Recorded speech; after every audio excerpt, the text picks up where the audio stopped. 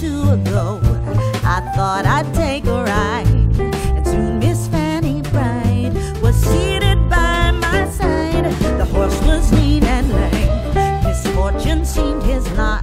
He got into a drifted bank and then we got upside. Oh, jingle bells, jingle all the way. Oh, what fun it is to ride in a one-horse open sleigh. Hey, jingle bells, jingle all the way. Oh, what fun it is to ride in a one-horse open sleigh.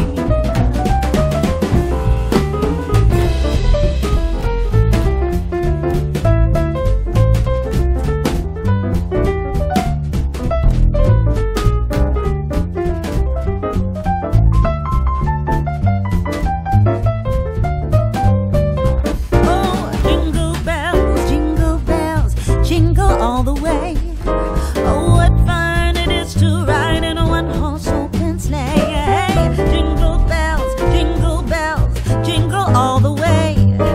Oh, what fun it is to ride in a one-horse open sleigh.